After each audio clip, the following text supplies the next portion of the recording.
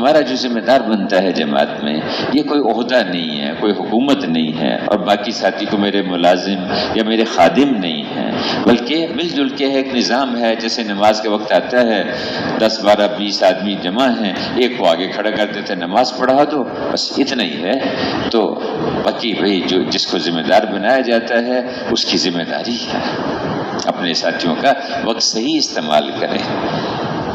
اور جو آدمی ذمہ دار بننا نہیں چاہتا لیکن مشورے سے تشکیل والوں نے اس کو ذمہ دار بنا دیا، تو اللہ کی مدد اس کے ساتھ ہو جاتی ہے، فرشتہ اس کی مدد کرتا رہتا ہے. اور خدا نخواستہ اگر کسی کے جی میں ہے کہ مجھے امیر بنایا جائے اور مجھے جو ہے بڑا بنایا جائے، مشورے بھی لیا جائے، تو اگر اس کو بنا بھی دیا جائے تو پھر شیطان اس کے ساتھ لگ جاتا ہے، جو جگہ جگہ اس کو ورگلاتا رہتا ہے. تو پہلے لوگ بچتے تھے، امیر بننے سے بچتے تھے، امامت سے بچتے تھے، اور بیانوں سے بچتے تھے. پہلے لوگ قاضی بننے سے بچتے تھے، فیصلے کرنے سے بچتے تھے پہلے. تو میرے محترم بھائیو، اب ہمیں ایک ساتھی ہمارے ذمہ دار بن گئے، اور ان کے ذمہ ہے کہ اپنے ساتھیوں کا وقت صحیح گزرے اعمال میں. لیکن دیکھو، ذمہ دار بھی ہمارا کوئی سیکھا ہوا نہیں ہوتا، وہ بھی سیکھنے والا ہے، سیکھنے کے لیے چل رہا ہے وہ بھی. اسی طرح ہر ساتھی سیکھنے کے لیے چل رہا ہے، اور اپنے ذمہ دار کا خیال کرنا، اس کے ساتھ ادب سے پیش آنا، اور اس کی اطاعت کرنا، اس کے مشورے کے ساتھ چلنا، اس کی منشا کو پہچاننا، موقع دے کے اس کی خدمت کرنا، اس سے جماعت جو ہے وہ جماعت بنتی ہے. اور امیر کے بھی ذمہ ہے کہ اپنے ساتھیوں پر ان کی استطاعت سے زیادہ بوجھ نہ ڈالے، اور ان کا خیال رکھے، ان سے محبت کرے، ان کے لیے دعا کرے، اس کا خیال رکھے. میرے بھائیو، یہ مشورہ بہت بڑا عمل ہے جو اللہ نے ہمیں دیا ہے. قرآن شریف کی ایک سورت، پوری سورت کا نام سورۃ شورى رکھا گیا ہے. اور میں کہ جب تمہارے مالدار سخی ہوں، بہترین لوگ تمہارے حاکم ہوں، اور آپس کے کام مشورے سے ہوتے ہوں، تو زمین کے اوپر رہنا قبروں میں دفن ہونے سے زیادہ اچھا ہے. کتنا بڑا عمل ہے. اللہ نے حضور کو حکم دیا کہ آپ اپنے ساتھیوں سے مشورہ کرتے رہیے. صحابہ کی صفات میں سے بتایا گیا کہ ان کے آپس کے کام مشورے سے طے ہوتے ہیں. میرے بھائیو، مشورہ بہت بڑا عمل ہے اللہ نے جو ہمیں عطا فرمایا. ہاں، مشورے میں جب بیٹھیں اللہ کی طرف متوجہ ہو کے بیٹھیں، اللہ کی طرف متوجہ ہو کے. مقصود کیا ہے مشورے کا؟ کل وہ بھائی کہہ رہے تھے نا کہ وہ مشورے کا کیا مقصد ہے. جو کام کیا ہے، جس کام کے لیے مشورہ ہوتا ہے وہی کام مقصود ہے. اس جملے کی مجھے تو ویسے آج تک کوئی سمجھ نہیں آئی کہ جملے کا مطلب کیا ہے. کسی کو سمجھ ہو تو مجھے بھی سمجھا دینا یار. مقصود کیا ہے مشورے کا؟ کہ سب مل بیٹھ کے سوچیں کہ یہ جو درپیش امور ہیں ان کے متعلق اللہ کی منشا کیا ہے، اللہ کے ہاں پسندیدہ کیا ہے، اس کو تلاش کرنا ہے ہم نے. بھئی یہ مقصود ہے مشورے کا. پھر عرض کر دوں کہ سب مل بیٹھ کے سوچیں کہ یہ جو درپیش امور ہیں ان کے متعلق اللہ کے ہاں کیا پسندیدہ ہے، کیا اللہ کے ہاں اس کے یعنی اللہ کے ہاں کیا پسندیدہ ہے، اللہ ہماری اس طرف رہنمائی فرما دے. جب ہم سارے مل بیٹھ کے سوچیں گے، اللہ کی طرف متوجہ ہوں گے، اور اللہ کے دھیان کے ساتھ اپنی رائے پہ اصرار نہیں کریں گے، کسی کی رائے کو کاٹیں گے نہیں، ہر ایک کی رائے کو اہمیت اور عظمت کے ساتھ سنیں گے، چلتے چلتے ایک چیز پہ ہم پہنچیں گے. انشاءاللہ اللہ سے امید ہے کہ اللہ کے ہاں بھی وہی پسندیدہ ہوگا. کہتے ہیں مسلمانوں کی کوئی جماعت چاہ لیتی ہے کسی چیز کو تو امید ہے کہ اللہ پاک بھی اس کو وجود عطا فرما دیں گے. تو اس کو تلاش کرنا کہ اللہ کی منشا کیا ہے درپیش امور میں، سب مل بیٹھ کے اس کو سوچیں. پھر میرے بھائیوں، اس کے جتنے آداب ہیں ان سب کا خیال رکھنا ہے، اور اکثر ساتھی جس پہ آ جائے اس کو طے کر لیا جائے. سارے کسی چیز میں جمع ہو جائے تو بہت اچھی بات ہے، اور آخری درجے میں یہ ہے کہ بھی جو ذمہ دار نے کہہ دیا ٹھیک ہے اس طرح سے کر لیں گے. تو اس طرح انشاءاللہ مشورے کے بعد کوئی ایسی کو اونچ نیچ کمی بیشی کو ایسے حالات پیش آ جائیں، اجی میں نے تو یہ رائے دی تھی اس وجہ سے نہیں، ایسی بات نہیں ہے. اللہ کی طرف سے جو حالات آنے تھے وہ آنے ہی تھے، تو اس میں زیادہ نہ پڑا جائے. تو میرے بھائیوں، ہم ہر چیز میں مشورے کے ساتھ چلیں. ذمہ دار بھی اپنے آپ کو مشورے کا پابند بنا کے چلے.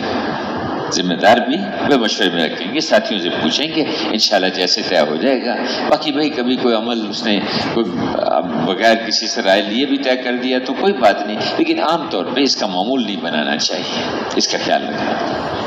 بہت اہم بیان، قابل سماعت بیان ڈاکٹر سلیم محمود صاحب، مکمل بیان یہاں سے ابتدائی بیان سماعت فرمائیں۔ کمنٹ میں بتائیں کہاں سے دیکھ رہے ہیں، سن رہے ہیں، تبصرہ لازمی کیجیے۔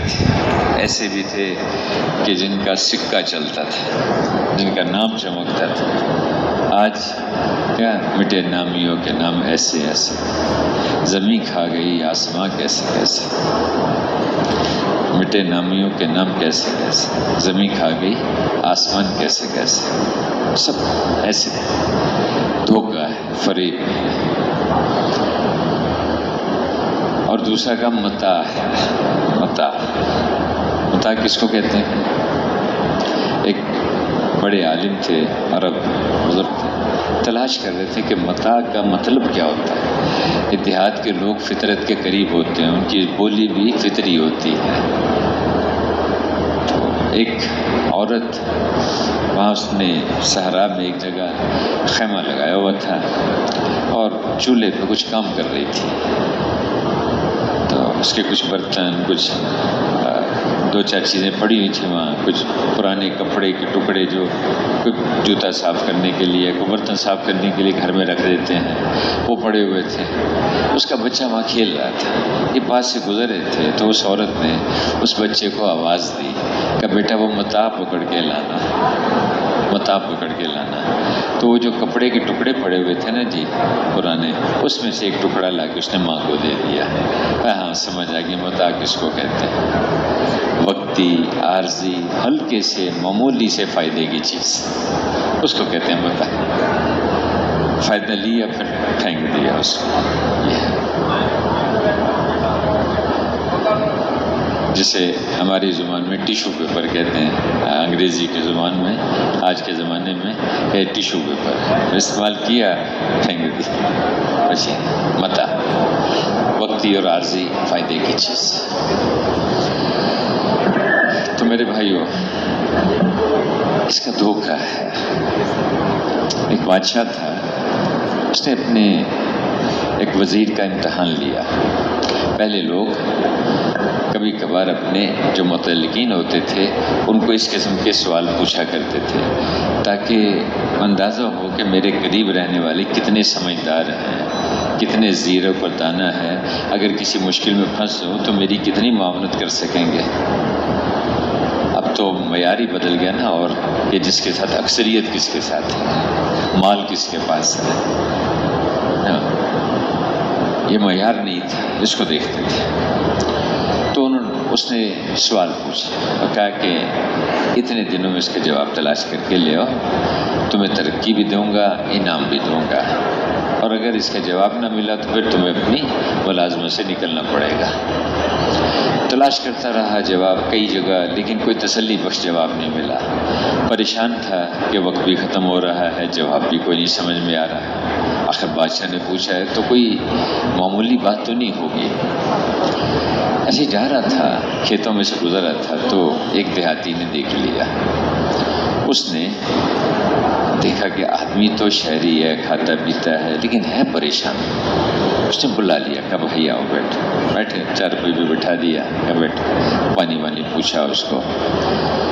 اس کے بعد کہنے لگا کیا بات ہے، کچھ پریشان نظر آ رہے ہو؟ تو اس نے سارا قصہ اپنا بیان کیا۔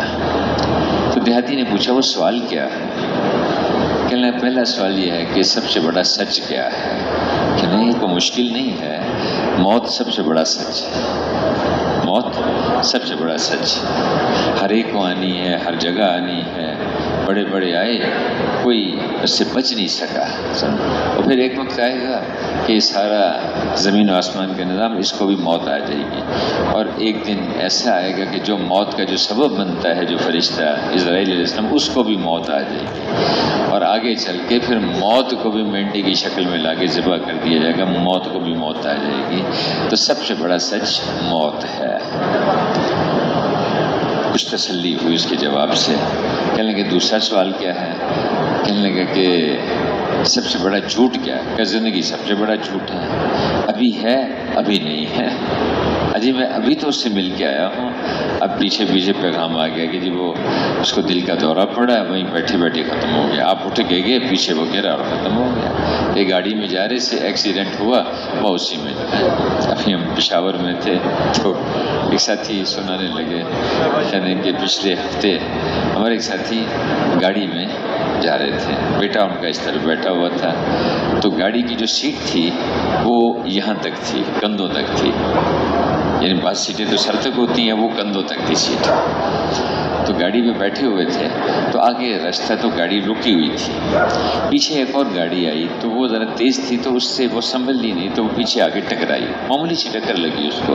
وہ گاڑی کو اگلی گاڑی کو جب ٹکر لگی تو اس کی گردن میں سے جھٹکا لگا، وہ گردن کو جھٹکا لگا، اس سے ایک رگ جو تھی وہ اس کی وہ دماغ تک پہنچتی تھی، وہ متاثر ہوئی، وہیں انتقال کر کے بے ہوش ہو انتقال کر گئے۔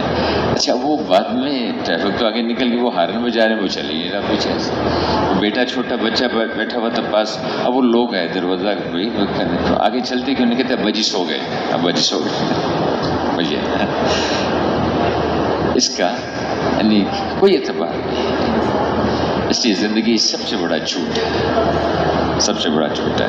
لمبے لمبے منصوبے، لمبے لمبے پروگرام، لمبے لمبے نظام، بھائی کتنے ایسے ہیں کہ جنہوں نے 2025 میں ہمارے ساتھ تھے اور 26 میں ہمارے ساتھ نہیں ہیں، کتنے ایسے ہیں جو 26 میں ساتھ تھے، یہ جون کا مہینہ ہے لیکن مئی میں ہمارے ساتھ تھے، جون میں ہمارے ساتھ نہیں ہیں، اور کتنے ایسے ہیں جو آج جمعرات کا دن ہے، کل بدھ کو ہمارے ساتھ تھے، آج جمعرات کو ہمارے ساتھ نہیں ہیں، اور کتنے ایسے ہیں صبح یہاں تھے اب اس وقت ہمارے ساتھ نہیں ہیں، چلے گئے۔ تو زندگی سب سے بڑا جھوٹ ہے، موت سب سے بڑا سچ ہے۔ اس کے دونوں سوالوں کے جواب سے تسلی ہو گئی اس کی۔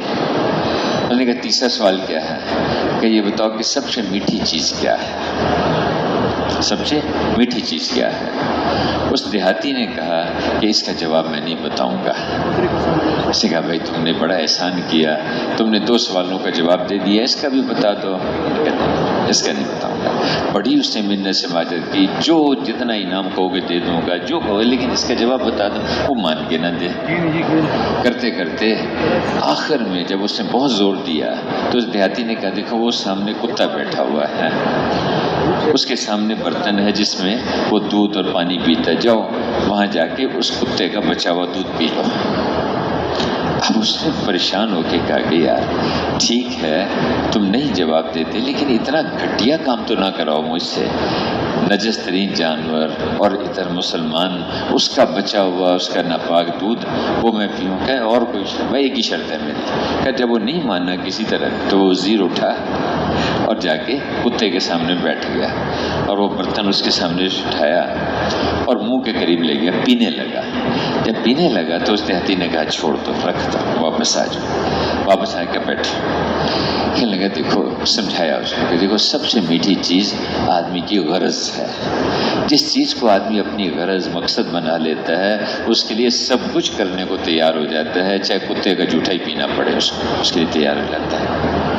وزارت کو مقصد بنا لیا، ڈگریوں کو مال کو مقصد بنا لیا، اس کے لیے سب کچھ کرنے، کنٹینروں میں بھر بھر کے دنیا میں جا رہے ہیں۔ ہم اٹلی میں گئے، ایک نوجوان ملا، کہنے لگا جی کوئٹہ سے اٹلی تک پیدل آیا ہوں چل کے 1 سال میں۔ ہم سال کی جماعتیں تیار کرتے ہیں کہ تو بہت کارنامہ کیا اس نے۔ پرتگال میں ہم گئے، وہاں ایک جگہ کچھ نوجوان ملے تو یعنی 5 سالوں میں پیدل چل کے ٹیکسیوں کے اندر بیٹھ کے جنگلوں میں سے گزر کے یہاں 5 سالوں میں یہاں پہنچے ہیں پرتگال میں۔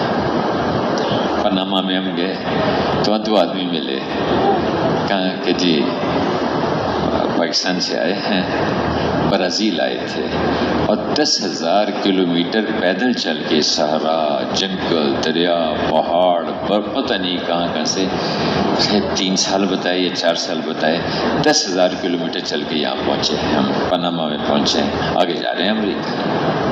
چونکہ مال کو مقصود بنا لیا، دنیا کا مقصود بنا لیا، اس وجہ سے اس کے لیے سب کچھ کرنا آسان ہو گیا، راتوں کو جاگنا بھی آسان ہے، مشقتیں اٹھانا بھی آسان ہو گیا۔ میرے محترم بھائیوں، میں نے اس کیا کہ یہ دھوکہ ہے، دھوکہ ہے۔ آدمی جہاں بھی پہنچ جائے بہر صورت اسے دے۔ ہم ایک ملک میں گئے تو میں نے ان سے پوچھا تم یہاں کیوں آئے ہو؟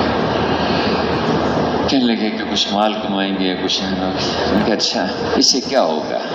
کہ ہمارا معیار زندگی اونچا ہو جائے گا، معیار زندگی، مکان بڑھیا بن جائے گا، کوئی گاڑی اچھی مل جائے گی، کوئی کپڑے جوتے ہمارے قیمتی قسم کے مل جائیں گے، تو ہمارا معیار زندگی اونچا ہو جائے۔ چونکہ معیار تو اسی کو بنا لیا نا، چیزوں کو ہی۔ ایک زمانے میں صفات معیار ہوتی تھی، تقوی ہے، تواضع ہے، سچائی ہے، امانت داری ہے، شفقت ہے، رحم دلی ہے۔ اس صفات خاندانوں میں صفات ہوتی تھی، بھائی فلانے خاندان کا ہے، یہ ان کے اندر یہ راجپوت ہے، ان میں جرت ہوتی ہے، ہمت والے ہیں، یہ پٹھان ہیں، بڑے مہمان نواز ہوتے ہیں، یہ سندھی ہیں، بہت نرم، سندھ کے ہیں، بہت نرم مزاج۔ پہلے صفات معیار ہوتی تھی، اب مال معیار بن کے رہ گیا، چیزیں معیار بن کے رہ گئی۔ تو کہ جی ہمارا معیار زندگی اونچا ہو جائے۔ میں نے کہا ہم تمہارے پاس پتہ کیوں آئے ہیں؟ متوجہ ہو گئے۔ میں نے کہا ہم اس لیے تمہارے پاس آئے ہیں کہ ہمارا اور تمہارا معیار موت اونچا ہو جائے، مرنے کا معیار اونچا ہو جائے، کہ جب ہم مریں تو اللہ کہے کہ کچھ کر کے آئے، معیار موت اونچا ہو جائے۔ کیا کہ فرشتوں نے آ کے کہا یا رسول اللہ آپ کے ساتھیوں میں کس کا انتقال ہو گیا ہے کہ اللہ کا عرش ہل رہا ہے؟ یہ ہے معیار موت۔ یہی پنجوں کے بل چلنے کیا بات ہے کہ جی ان کے جنازے میں اتنے فرشتے اترے ہیں کہ زمین پہ پاؤں رکھنے کی جگہ نہیں۔ یہ ہے موت۔ بدن سے پانی کے قطرے ٹپک رہے ہیں، کیا بات ہے کہ جی فرشتے آ کے غسل دے رہے ہیں۔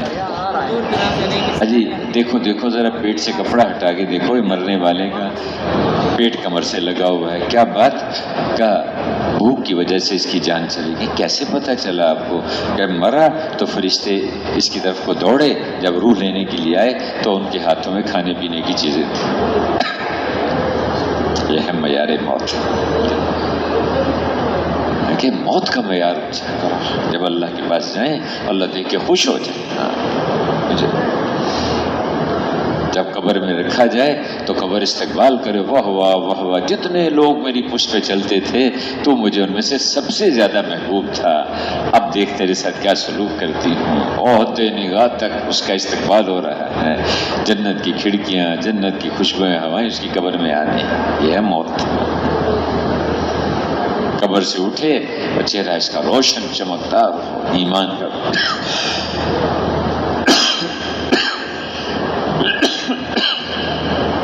ایمان کا نور آگے آگے چلے، اعمال کا نور اس کے دانے ہاتھ پر چلے۔ جب پل صراط پر سے گزرے تو جہنم کہے ارے جلدی نکل، جلدی نکل، میری تو آگ ہی ٹھنڈی ہو رہی ہے، جلدی نکل یہاں سے، جلدی چل۔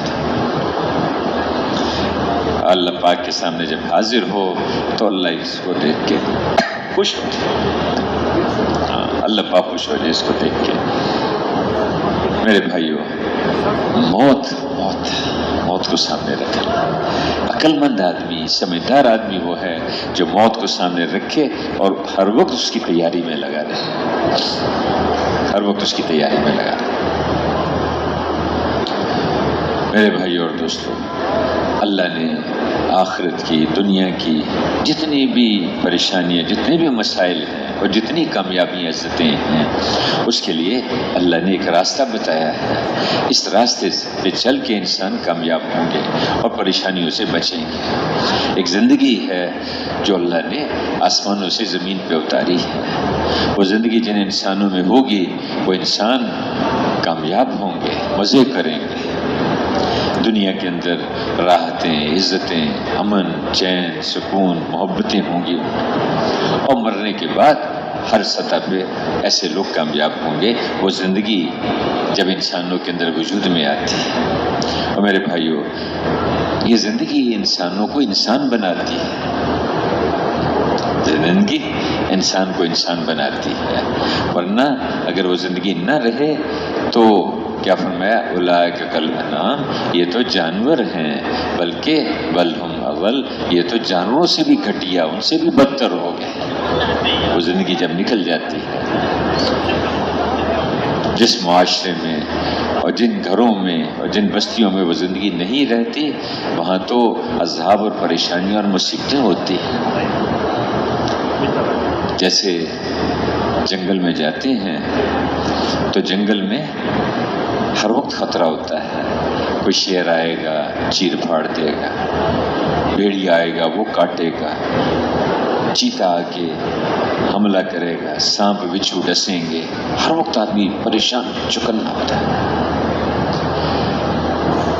اور کچھ نہیں تو جھاڑیاں کانٹے وہی چبھیں گے، پریشان ہر وقت چکنا. میرے بھائیوں، جب دین نہیں ہوتا زندگیوں میں تو پھر انسانی بستیاں جنگل کی طرح ہو جاتی ہیں. گھروں میں پریشانیاں، بازاروں میں دھوکے فریب، عدالتیں عذاب بنتی ہیں، اسپتال پریشانیوں کے گھر بنتے ہیں. جو راحتوں کے سامان تھے وہ پریشانیوں کے سامان بنتے ہیں جب دین نہیں ہوتا. ایک جنگل کی زندگی ہر جگہ چلتی ہے، نہ کسی کی عزت محفوظ، نہ کسی کا مال محفوظ، نہ کسی کی جان محفوظ. تو انسانی بستیاں اس لیے میرے محترم بھائیوں،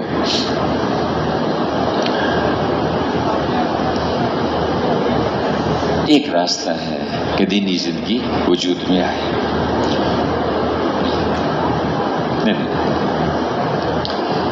دینی زندگی وجود میں آئے، اس کے علاوہ اور کوئی راستہ نہیں. کوئی راستہ نہیں. میں نے کل بھی عرض کیا تھا کہ جو ایک دعا مانگنا فرض اور واجب کا درجہ رکھتا ہے، وہ ہے اہدنا الصراط المستقیم، کہ اللہ ہمیں صراط مستقیم، سیدھے راستے کی طرف ہماری رہنمائی فرمائے. میرے بھائیو، ہدایت ایک نور ہے، روشنی ہے جو اللہ پاک سینوں میں اتارتے ہیں. اس روشنی کے آ جانے سے پھر اس راستے کی طرف رہنمائی ملتی ہے انسانوں کو. روشنی جب سینوں میں آتی ہے، جیسے یہ آنکھ کی روشنی اور باہر کی روشنی، یہ دونوں ملتی ہیں، دونوں مادی روشنیاں. جب یہ ملتی ہیں تو پھر انسان مادی چیزوں میں فرق کر سکتا ہے. یہ گورا ہے، یہ کالا ہے، یہ نزدیک ہے، یہ دور ہے، یہ اس میں کہ یہ دوست ہے، یہ دشمن ہے، یہ رسی ہے، یہ سانپ ہے، یہ سونا ہے، یہ سب چیزوں کا فرق تب ہوتا ہے جب آنکھوں میں بینائی ہو اور باہر روشنی کی کوئی شکل موجود ہے. اسی طرح ہدایت ایک دلوں کے اندر کی روشنی ہے، دلوں میں ہدایت کا نور ہو اور باہر ہدایت والے اعمال اور ہدایت والی کتاب ہو، قرآن، اللہ کے رسول کی زندگی، یہ ہدایت والی. لیکن اس سے فائدہ وہ اٹھا سکے گا جیسے سورج چاند کی روشنی سے وہ فائدہ اٹھا سکے گا جس کی آنکھ میں نور ہوگا. اس سے وہ فائدہ اٹھا سکے گا جس کے اندر ہدایت کا نور ہوگا، ہدایت کی روشنی ہوگی. جیسے فرمایا کہ آنکھیں اندھی نہیں ہوتی، دل جو سینوں میں ہے وہ اندھے ہو جاتے ہیں، اندھا پن. تو ہدایت اس راستے کی طرف جو سیدھا راستہ ہے، اس راستے بندے اور اللہ کے بیچ میں اس میں سب سے آسان، سب سے مختصر صراط اس راستے کو کہتے ہیں جو سب سے چھوٹا اور مختصر ہوتا ہے، اور اس میں کوئی ٹیڑھا پن، کوئی موڑ نہیں ہوتا. اس کے اندر کھلا، کشادہ، چوڑا، واضح ہوتا ہے اور منزل تک پہنچاتا ہے. اور ایک بڑی اہم بات ہے کہ وہ صرف ایک ہوتا ہے، اس کے علاوہ نہیں ہے. ایک ہوتا ہے راستہ، وہ راستہ انبیاء کرام کا راستہ، وہ راستہ صدیقین کا راستہ، شہداء کا راستہ، اور وہ راستہ صالحین کا راستہ ہے. اور کوئی راستہ نہیں ہے جو آدمی کو منزل تک پہنچائے. ایک راستہ ہے.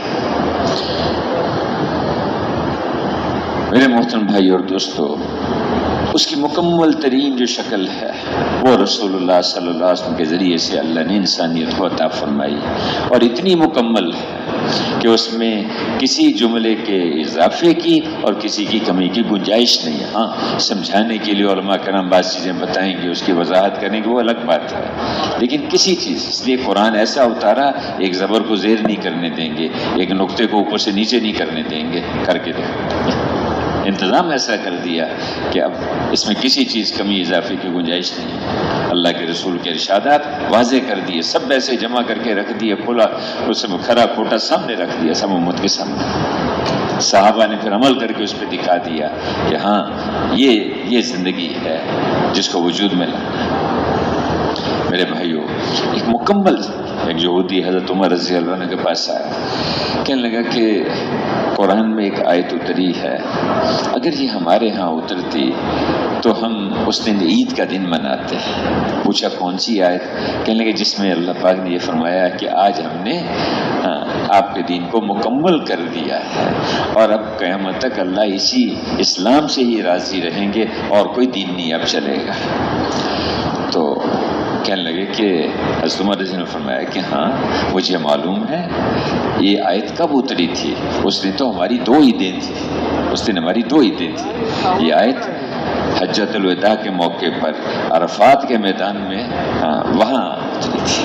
ہمیں معلوم ہے عرفات کا دن حاجی کے لیے بمنزلہ عید کی ہوتا ہے۔ یہ عرفات جو وقوف عرفات ہے یہ حج کا رکن اعظم کہلاتا ہے، جو عرفات میں پہنچ گیا اس کا حج ہو گیا، 9 ذی الحج کو جو وہاں پہنچ گیا تو یہ رکن اعظم ہے اس کا سب سے بڑا۔ تو حاجی کے لیے وہ عید کا دن ہوتا ہے کہ میرا حج ہو گیا، اور اس کے ساتھ اس دن جمعے کا دن تھا، اور مسلمان کے لیے جمعہ بھی عید کی طرح ہوتا ہے، منزلہ عید کے ہے، تو ہماری 2 عیدیں اس دن جمع تھی۔ تو میرے بھائیو، اللہ نے مکمل زندگی دے دی، اور یہ معجزہ ہے اللہ کے رسول کا، قرآن معجزہ ہے، اللہ کے رسول کی زندگی معجزہ ہے، اور اس سے آگے بڑھ کر زندگی بتانے والے، اصول بتانے والی کون سی عظیم ذات ہے کہ جو اپنا نام لکھنا نہیں جانتی، لکھا ہوا تو پڑھنا نہیں جانتی، ساری انسانیت کے لیے ایک رہنمائی دیتی۔ اس لیے آپ کے خاص ناموں میں سے ہے نبی امی، نبی امی، جنہوں نے کسی سے لکھنا پڑھنا نہیں سیکھا، اور قیامت کے دن بھی آپ کو اسی نام سے پکارا جائے گا، کہاں ہے نبی امی؟ تو اور ساری انسانیت کو زندگی گزارنے کے طریقے بتا دیے، ملک کیسے چلانے ہیں اور یہاں سیکھو، عدالتیں کیسے چلانی ہیں اور یہاں سیکھو، تم نے گھر کیسے سنبھالنے ہیں اور یہاں سیکھو، تم نے اولاد کی پرورش کیسے کرنی ہے اور یہاں پوچھو آ کے، تم نے بیوی کے اور والدین کے ساتھ کیسے معاملہ کرنا ہے اور یہاں آ کے پوچھو، تم نے بازار کیسے چلانے ہیں، کارخانوں میں کیسے چلنا ہے، تم نے مالداروں کے ساتھ کیسے معاملہ، غریبوں کے ساتھ کیسے کرنا ہے، اور یہاں آ کے پوچھو۔ زندگی کا ایک نقطہ، ایک تنکا ایسا نہیں ہے جس میں یہاں سے رہنمائی نہیں ملے گی۔ لیکن بھائی جب اس کو چھوڑ دیا تو پھر کبھی ادھر دھکے کھاتے ہیں، کبھی ادھر دھکے کھاتے ہیں، اور راستہ ہی نہیں پتا۔ جیسے ایک اندھا آدمی ہوتا ہے، کبھی ادھر کو چل پڑے، کبھی ادھر کو چل پڑے، جہاں سے آواز لگی ادھر کو پیچھے چل پڑے، راستہ نہ منزل پتہ نہ راستے کا پتہ۔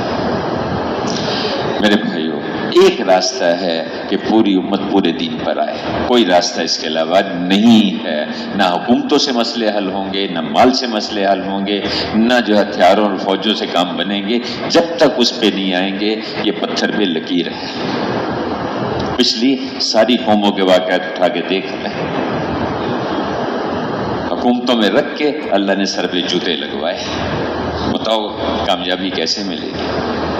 حکومتوں میں رکھ کے ساری پارلیمنٹ، ساری کابینہ سمیت بحر قلزم میں لے جا کے غرق کر دیا، لو کامیابی لے کے دکھاؤ۔ مال کے ڈھیر کے ساتھ زمین کے اندر دھنسا دیا، آج سمجھتے مال سے کام بنے کے، بنا کے دکھاؤ۔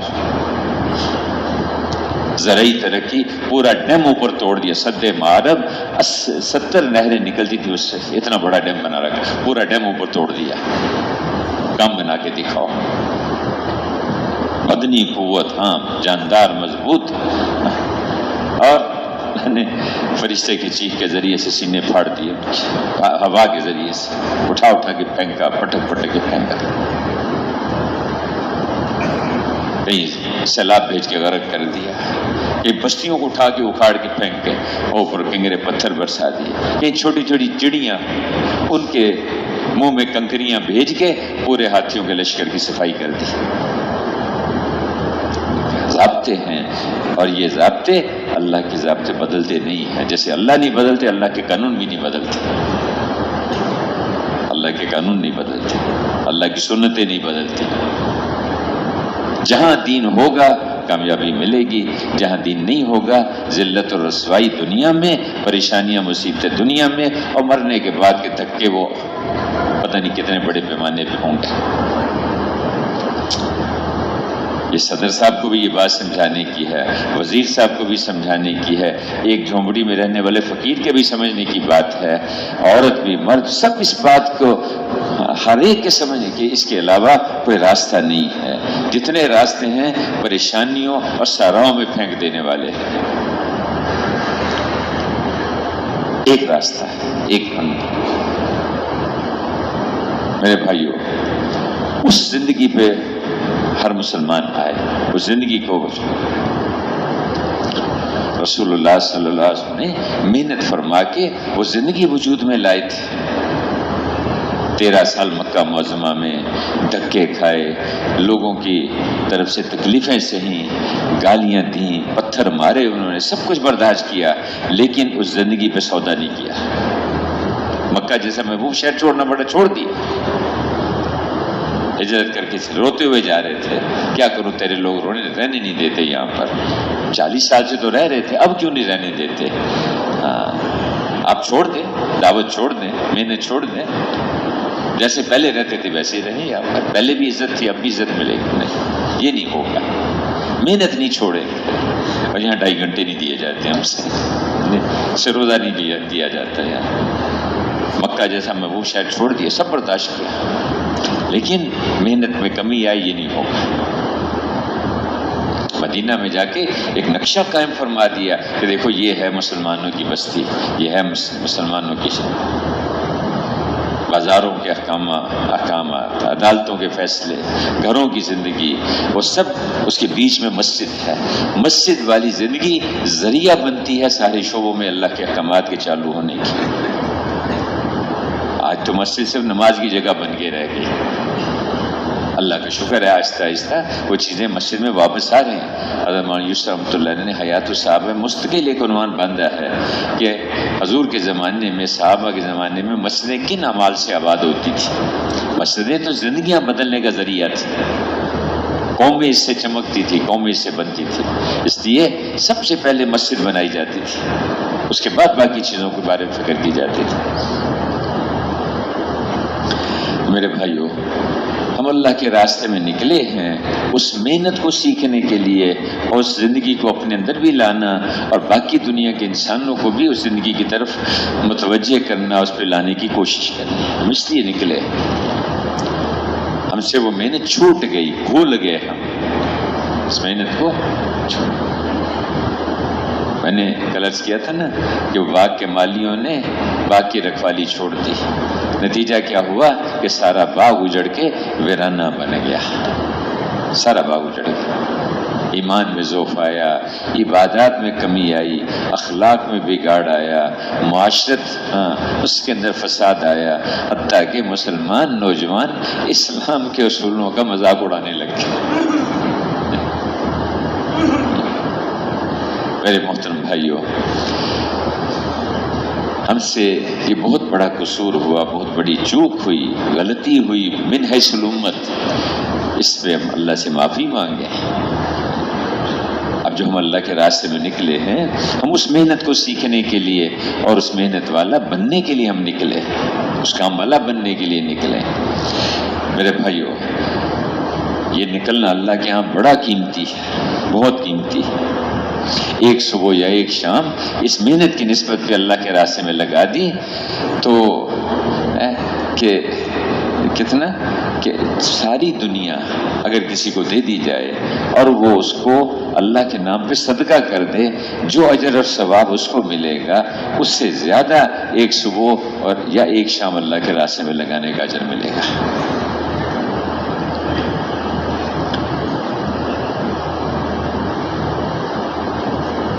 اللہ کے راستے میں نکلنا اللہ کے ہاں بڑا محبوب ہے، بہت محبوب ہے۔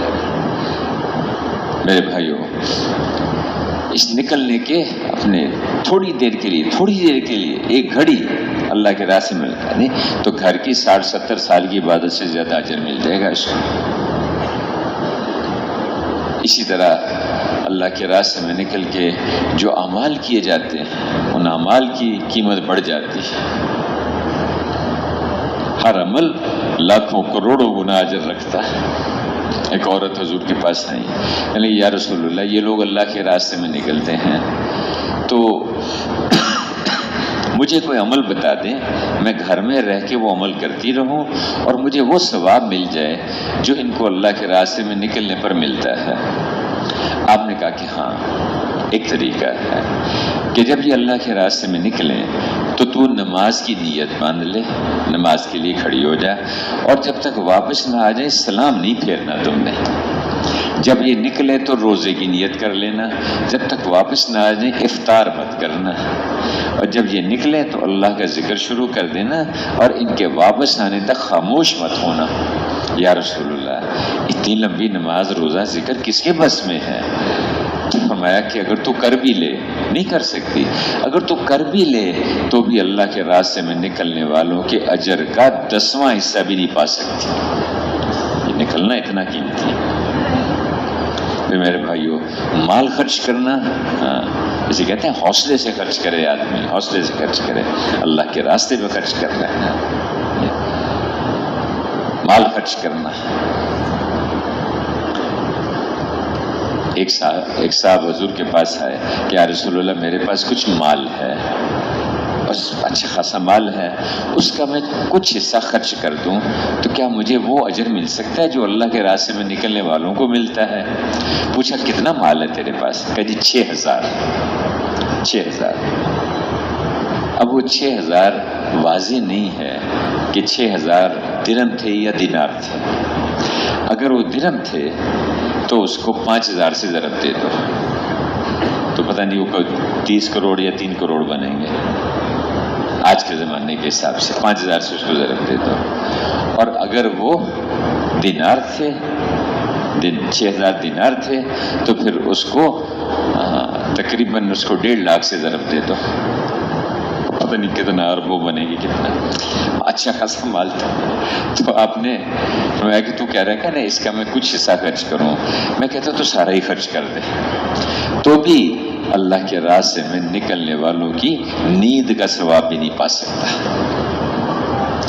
میرے بھائیوں، یہ نکلنا بہت قیمتی ہے۔ ہم بڑے کام کے لیے نکلے ہیں، اس دینی زندگیوں کو اپنے اندر لانا ہے، اوروں کو اس پہ لانے کی کوشش کرنی ہے۔ اس راستے کی مشقتیں بہت قیمتی ہیں۔ 2 قطرے بڑے محبوب ہیں، ایک وہ آنسو کا قطرہ جو اللہ کے خوف سے آنکھ سے نکلے، اور دوسرا وہ خون کا قطرہ جو اللہ کے راستے میں بدن سے نکلے۔ تھوڑی سی مشقت آ جائے، معمولی سی مشقت آ جائے، جو اللہ کے راستے میں بحری سفر میں نکلا اور اس کو سر چکرانے لگے اور دل اس کا متلانے لگے، بعض اوقات پہاڑی سفروں میں بھی ایسی کیفیت ہو جاتی ہے، تو سر چکرانے لگے، دل اس کا متلی اور قے کی کیفیت ہونے لگے، اس شہید کی طرح سے ہے جو اپنے ہی خون میں لت پت پڑا ہوا ہے، اپنے خون میں لت پت پڑا۔ تو اللہ کے راستے کی مشقتیں، حضرت فرماتے تھے کہ کام مقصود نہیں ہے بلکہ کام کے اندر کی جو مشقتیں ہیں وہ مقصود ہیں۔ یہ مشقتیں اللہ کی دہشت کے دہانے کھلوانے کا ذریعہ بنتی۔ گرمی، اللہ کے راستے کی گرمی برداشت کرنا۔ کیا کہا انہوں نے کہ لا تنفروا فی الحر، گرمی میں نہ نکلو، گرمی میں نہ نکلو۔ تو جواب آیا کہ ان سے کہیے کہ جہنم کی گرمی بہت شدید ہے، بہت شدید ہے۔ دنیا کی گرمی تو کچھ بھی نہیں، دنیا کی گرمی برداشت کریں گے، اس پہ اللہ پاک جہنم کی گرمی سے بچائیں گے۔ میرے بھائیو، ہم اللہ کے راستے میں یہ نکلنا بڑا قیمتی ہے، ایک محنت کے لیے، کام کے لیے نکلے ہیں۔ ہم بھی دیندار بنے، پوری امت اور پوری انسانیت پورے دین پر آئے۔ بہت اونچا کام، بہت اونچی ذمہ داری اور بہت اونچی محنت ہے اللہ نے جو ہمیں عطا فرمائی ہے، ہم اس کو سیکھنے کے لیے نکلے ہیں۔ میرے محترم بھائیو دوستو،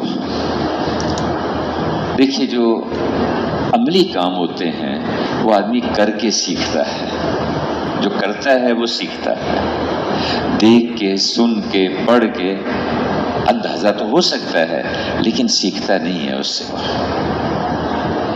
گاڑی چلانی سیکھنی ہو تو بتاؤ کیسے سیکھے گا؟ پہلے گاڑی چلائے گا یا پہلے سیکھے گا؟ بتائیے جی۔ بھائی کہہ رہے ہیں پہلے سیکھے گا۔ اور بتائیے کوئی ایک ڈرائیور دنیا میں بتا دو جس نے سیکھے بغیر گاڑی چلانی شروع کر دی ہو،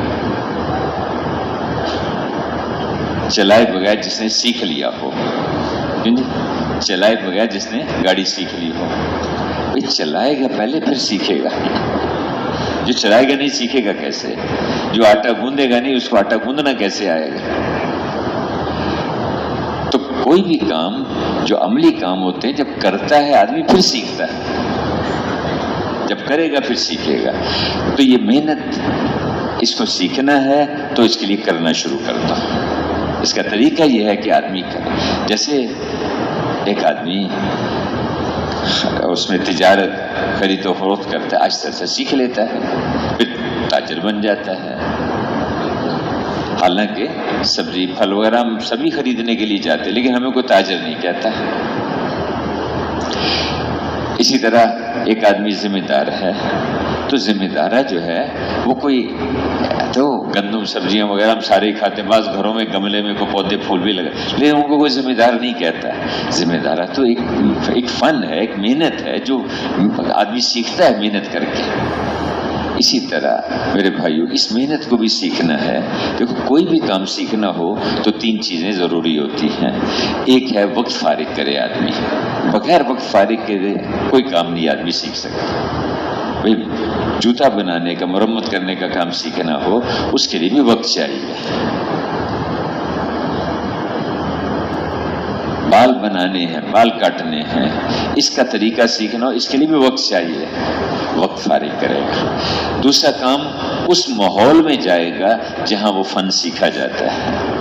تجارت سیکھنی ہے تو گھر کے مہمانوں کے کمرے میں بیٹھ کے نہیں سیکھ سکتا، بلکہ اس کے لیے بازاروں میں جانا پڑے گا، وہاں جا کے سیکھے گا۔ ذمہ دارہ سیکھنا ہے تو گھر میں رہ کے نہیں سیکھے گا، اس کے لیے کھیتوں اور باغوں کے ماحول میں جانا ہوگا۔ ڈاکٹری سیکھنی ہے تو اس کے لیے اس کے جو اسپتال وغیرہ وہاں جانا ہوگا۔ تو وقت فارغ کرے اور ماحول اختیار کرے۔ اور تیسری بات کیا ہے؟ ان دو چیزوں کو تو ہم نے اختیار کر لیا، اللہ کا شکر ہے۔ چلا 4 مہینے وقت بھی نکالا اور ماحول میں بھی آگے۔ اگلی بات بڑی اہم ہے اور غور سے سننے کی ہے، جہاں چوک ہو جاتی ہے وہ کیا ہے کہ ایک ڈاکٹری پڑھنے کے لیے وہاں اسپتال میں میڈیکل کالج میں چلا گیا نوجوان، وقت بھی فارغ کیا، پورے وقت پہ آتا ہے، 8 بجے آتا ہے اور 2 بجے وہاں سے جاتا ہے، اور اس ماحول میں بھی آتا ہے، روز رہتا ہے، لیکن کتابیں جو ہے وہ انجینئرنگ کی پڑھتا ہے۔ ٹھیک ہے، کیا خیال ہے ڈاکٹر بن جائے گا وہ؟ اچھا، استادوں نے کہا کہ بھائی اس وقت میں تم نے فلانے مریض کو جا کے دیکھا، فلانے کہ جی میں تو وہ فلانی گاڑی ہے اس کو ذرا جا کے اس کی خرابی ہے اس کو جا کے دور کرنا ہے مجھے، تو کیا خیال ہے ڈاکٹری سیکھ جائے گا؟ انشاءاللہ اگر اس طرح 50 سال بھی اس میں پڑا رہے گا نا جی تو ایک اس کو بس یہ کہ اگر اس طرح کی اگر 4 مہینے لگائے گا تو تینوں باتیں ہیں، وقت بھی فارغ کرنا، ماحول میں بھی آنا، اور جس طرح اس لائن کے بڑے کہتے ہیں اس طرح سے وقت لگانا، اس طرح سے وقت استعمال کرنا، پھر آدمی سیکھے گا۔ کسی بھی جگہ سے آدمی فائدہ تب اٹھا سکتا ہے جب آدمی وہاں والوں کے بتائے ہوئے اصولوں کے مطابق چلے گا۔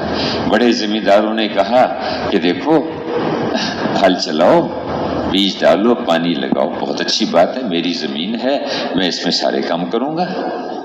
ہاں لیکن یہ میری زمین ہے، میں مالک ہوں۔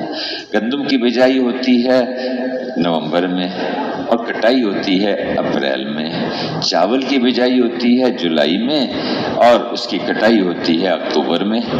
تو میری زمین، میری مرضی، میں چاول کی بجائی کروں گا نومبر میں اور گندم کی بجائی کروں گا جون جولائی میں۔ تو کیا نتیجہ ہوگا کہ انشاءاللہ بیج بھی ضائع، وقت بھی ضائع، زمین بھی خراب۔ کیا خیال ہے؟ وجہ کیا ہوئی؟ جو اس لائن کے بڑے ہیں، جو انہوں نے اصول بتائے ہیں، ان کو چھوڑ کے اپنی مرضی پہ چل پڑا۔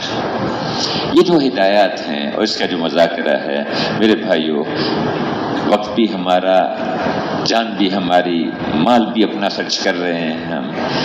مشکل یہاں ہے کہ دو دشمن ہمارے ساتھ چل رہے ہیں، پرانی دوستی ہماری ان کے ساتھ ہے، شیطان بھی ہے اور نفس بھی ہے، اور انہوں نے قسم کھا رکھی ہے کہ موت تک انہوں نے ہمارے ساتھ رہنا ہے، ایک دن کے لیے، ایک منٹ کے لیے بھی ہم سے الگ نہیں ہونا۔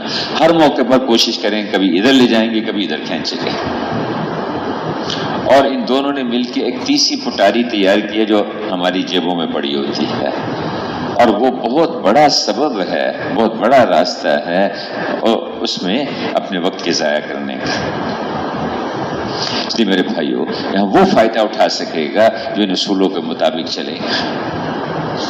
اور واقعی وہ اسے حضرت فرماتے تھے کہ اس کام میں بنے تو ایسا بنے کہ ایسا بنا ہوا کہیں نہ ملے، اور اگر اصولوں کے ساتھ نہیں چلے گا تو پھر ایسا بگڑے کہ ایسا بگڑا ہوا بھی کہیں نہیں ملے گا۔ اس لیے اصولوں کے ساتھ چلنا۔ اس لیے میرے بھائیو دوستو، اب ہماری جماعت بن گئی اور انشاءاللہ دعا کے بعد ہماری جماعت اللہ کی راہ سے روانہ ہوں گی۔ جیسے کل آپ حضرات سے عرض کیا تھا کہ بھی آپس میں مل بیٹھ کے دو کی جوڑیاں بھی بنا لیں، سفر کا نظام بھی سوچ لیں، اور وہاں جس بستی میں تشکیل ہوئی ہے وہاں کے کچھ حالات بھی معلوم کر لیں۔ تو آپ حضرات نے ترتیب بنائی لی ہوگی۔ اب تشکیل والے جماعت میں سے ایک ساتھی کو ذمہ دار بنا دیتے ہیں۔ ہمارا جو ذمہ دار بنتا ہے جماعت میں، یہ کوئی عہدہ نہیں ہے، کوئی حکومت نہیں ہے، اور باقی ساتھی کو میرے ملازم یا میرے خادم نہیں ہیں، بلکہ مل جل کے ایک نظام ہے۔ جیسے نماز کے وقت آتا ہے، 10 12 20 آدمی جمع ہیں، ایک کو آگے کھڑا کر دیتے ہیں، نماز پڑھا دو، بس اتنا ہی ہے۔ تو باقی بھائی جس کو ذمہ دار بنایا جاتا ہے اس کی ذمہ داری ہے اپنے ساتھیوں کا وقت صحیح استعمال کرے۔ اور جو آدمی ذمہ دار بننا نہیں چاہتا لیکن مشورے سے تشکیل والوں نے اس کو ذمہ دار بنا دیا تو اللہ کی مدد اس کے ساتھ ہو جاتی ہے، فرشتہ اس کی مدد کرتا رہتا ہے۔ اور خدا نخواستہ اگر کسی کے جی میں ہے کہ مجھے امیر بنایا جائے اور مجھے جو ہے بڑا بنایا جائے، مشورے بھی لیا جائے، تو اگر اس کو بنا بھی دیا جائے تو پھر شیطان اس کے ساتھ لگ جاتا ہے، جو جگہ جگہ اس کو ورگلاتا رہتا ہے۔ تو پہلے لوگ بچتے تھے، امیر بننے سے بچتے تھے، امامت سے بچتے تھے، اور بیانوں سے بچتے تھے، پہلے لوگ قاضی بننے سے بچتے تھے، فیصلے کرنے سے بچتے تھے پہلے لوگ۔ تو میرے محترم بھائیو، اب ہمیں ایک ساتھی ہمارے ذمہ دار بن گئے، اور ان کے ذمہ ہے کہ اپنے ساتھیوں کا وقت صحیح گزرے اعمال میں۔ لیکن دیکھو، ذمہ دار بھی ہمارا کوئی سیکھا ہوا نہیں ہوتا، وہ بھی سیکھنے والا ہے، سیکھنے کے لیے چل رہا ہے وہ بھی۔ اسی طرح ہر ساتھی سیکھنے کے لیے چل رہا ہے، اور اپنے ذمہ دار کا خیال کرنا، اس کے ساتھ ادب سے پیش آنا، اور اس کی اطاعت کرنا، اس کے مشورے کے ساتھ چلنا، اس کی منشا کو پہچاننا، موقع دے کے اس کی خدمت کرنا، اس سے جماعت جو ہے وہ جماعت بنتی ہے۔ اور امیر کے بھی ذمہ ہے کہ اپنے ساتھیوں پر ان کی استطاعت سے زیادہ بوجھ نہ ڈالے، اور ان کا خیال رکھے، ان سے محبت کرے، ان کے لیے دعا کرے، اس کا خیال رکھے۔ اب جماعت بن گئی ہماری، ہم یہاں سے چل پڑے اور راستے کی ہم نے معلومات وغیرہ لے لی۔ میرے بھائیو، چلنے سے پہلے اچھا کہ 2-4 رکعت پڑھ لی جائیں۔ بہترین چیز جو آدمی اپنے پیچھے والوں کے لیے چھوڑ کے جا سکتا ہے وہ 2 رکعت ہیں جو سفر شروع کرنے سے پہلے آدمی پڑھتا ہے، بہترین چیز۔ اور जोड़ियाँ दो दो की बना ली, आपस में सीखते हुए जाएं, सिखाते हुए जाएं। अपने सामान के ऊपर नाम पता भी लिखा हुआ हो, सामान के अंदर कोई शनाख्ती कार्ड की नकल कॉपी भी हो। बाज़ी जमातों में बैरून मुल्कों के मेहमान साथ होते हैं, तो उन मेहमानों को यहाँ से उनके पासपोर्ट की पहले सफ़े की नकल और इसके अलावा उनके वीज़े वाले सफ़े की नकल साथ देते हैं। किसी जगह किसी इदारे वाले उसकी तहकीक करना चाहते हैं तो हमारे पास उसके कागजात पूरे हों।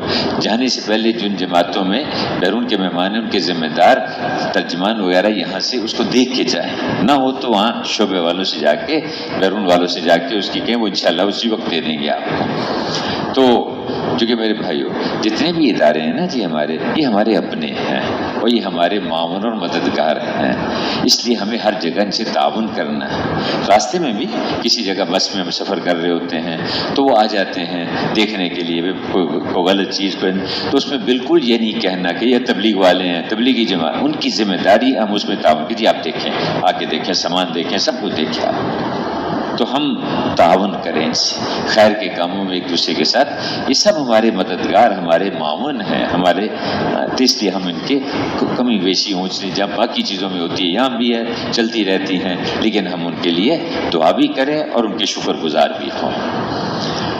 एक दफ़ा हम ऐसे जा रहे थे, रात का वक्त था, कोई 1-1:30 बजे का, लाहौर में मोटरसाइकिल में जा रहे, मेरा एक ताज़त भाई था, हम दोनों, धुंध सख्त सर्दी, दिसंबर के दिन थे। तो एक जगह 5-6 पुलिस वालों ने हमें रोक लिया, तो उन्होंने कागजात वगैरह देखे, शनाख्ती कार्ड देखा, फिर उन्होंने कहा कि भाई ठीक है आप जाएं। मैंने कहा थोड़ी मेरी बात सुन लो। कहने क्या? मैंने कहा अल्लाह तुम लोगों का भला करे, अल्लाह तुम लोगों को जज़ाए खैर दे कि रात के 12-1 बजा हुआ है, सख्त सर्दी है, धुंध छाई हुई है और तुम लोग यहाँ थोड़े से कोयले डाल के और अब तुम यहाँ ड्यूटी पे खड़े हो यहाँ पर, और तुम्हारी वजह से हम लोग घरों में अपने आराम से सो रहे हैं, बिस्तरों में सो रहे हैं। अगर तुम यहाँ ये जिम्मेदारी पूरी ना करो तो हम रातों को हमें सबको जागना पड़े। हालांकि बीवियाँ तुम्हारी भी हैं, बच्चे तुम्हारे भी हैं, तो तुम्हारे शुक्रगुजार हैं। मैं शुक्रिया तुम्हारा अदा करना था, इसलिए मैंने तुमसे बात की। तो मैंने जब इतना कहा तो सच्ची एक उनमें से ज़ारो कुत्ता रोने लग गया, लेकिन हमसे तो कभी इस तरह किसी ने बात ही नहीं की। अब ये पापडा का लाइनमैन है, नहीं देखो ऊपर वो बिजली की उस पर चढ़ के अपनी जान को ख़तरे में डाल के, क्या जी हमारे बच्चों को पंखे की हवा मिल जाए, हमारे घर में उसको सर्दी लग रही है, कोई हीटर उनका जो है जल जाए, इस वजह से अपनी जान को ख़तरे में। हम उसको आ जाता है तो पानी का गिलास भी नहीं पूछते उसको।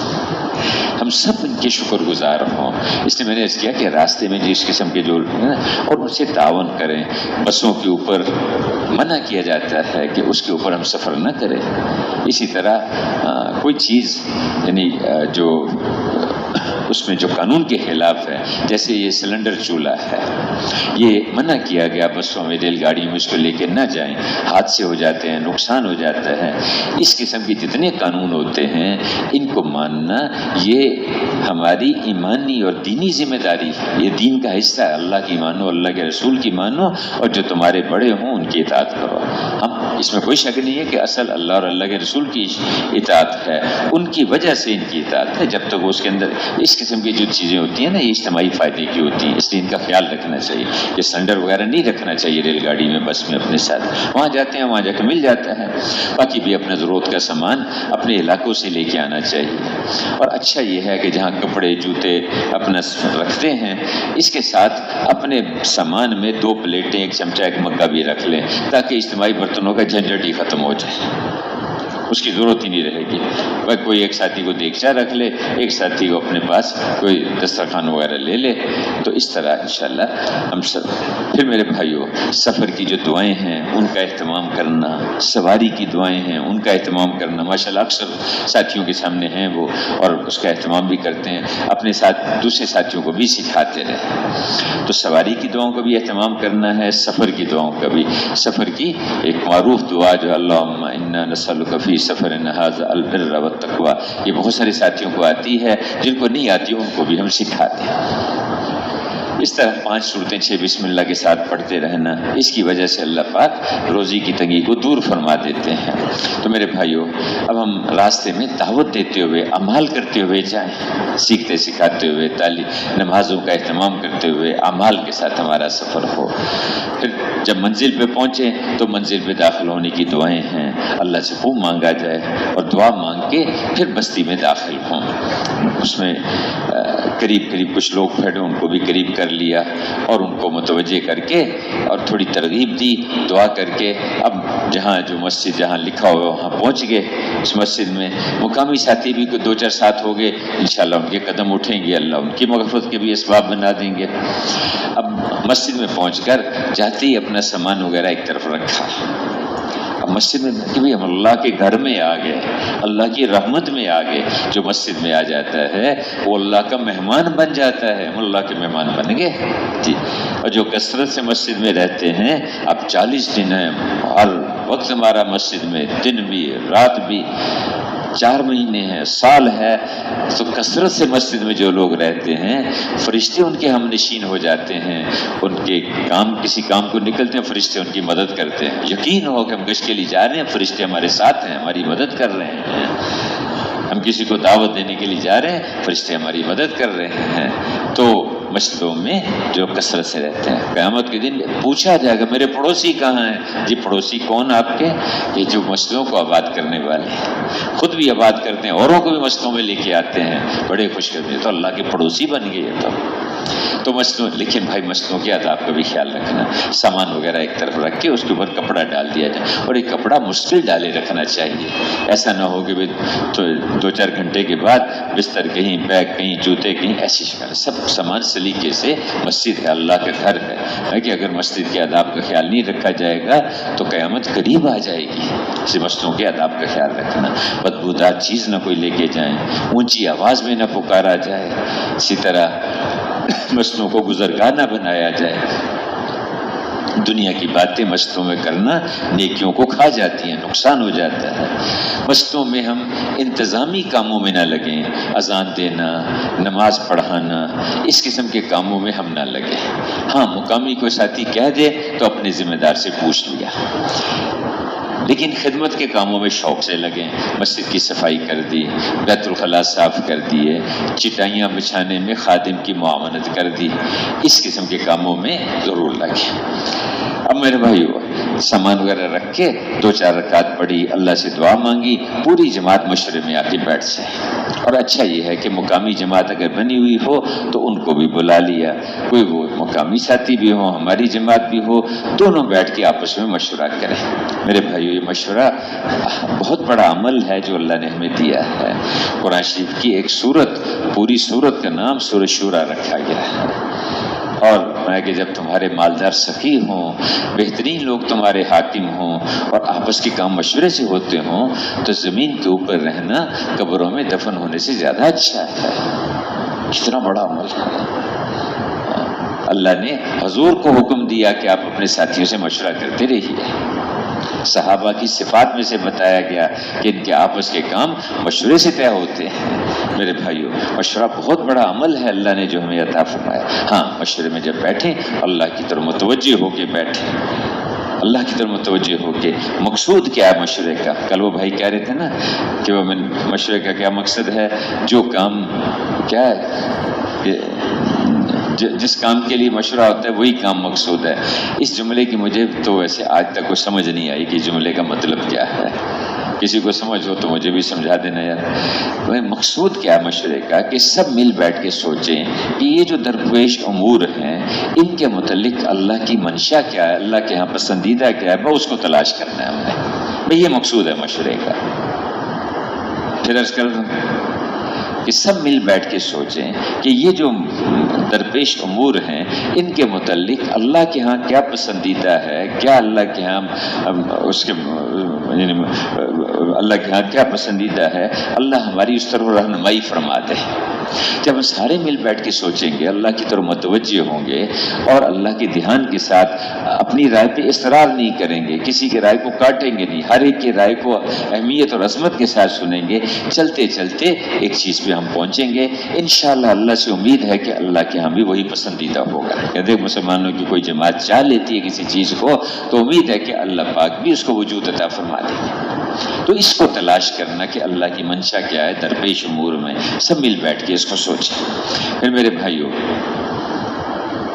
اس کے جتنے آداب ہیں ان سب کا خیال رکھنا ہے، اور اکثر ساتھی جس پہ آ جائے اس کو طے کر لیا جائے، سارے کسی چیز میں جمع ہو جائے تو بہت اچھی بات ہے، اور آخری درجے میں یہ ہے کہ جو ذمہ دار نے کہہ دیا ٹھیک ہے اس طرح سے کر لیں گے۔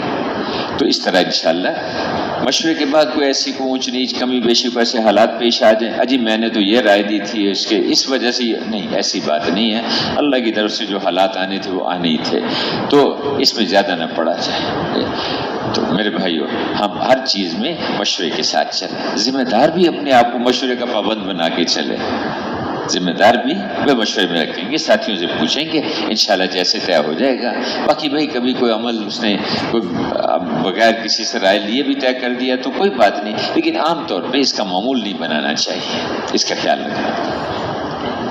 اب مشورے کے ساتھ ہم نے بستی میں ملاقاتیں، گشتیں، ان کی ترتیب بنا لی، اور وہاں اس بستی کے جو مسجد کی جماعت میں نے عرض کیا بنی ہوئی ہے، تو اس جماعت کو بلا لیا، ساتھیوں کو جمع کر لیا۔ تو یہ سب پرانے ساتھی ہوتے ہیں، کوئی تھوڑا وقت لگائے، کوئی زیادہ وقت لگائے، تو جو پرانوں کے پاس جانے کے آداب ہیں ان آداب کا خیال رکھنا، ان کے شکر گزار ہوں، ان کی خدمت میں دعا کے لیے بھی حاضر ہونا، ان سے درخواست کرنے کے بھی اس طرح ساتھی آئے ہیں، ہمیں آپ کی ضرورت ہے، آپ کے علاقے کے سارے حالات کو جانتے ہیں، تو مل بیٹھ کے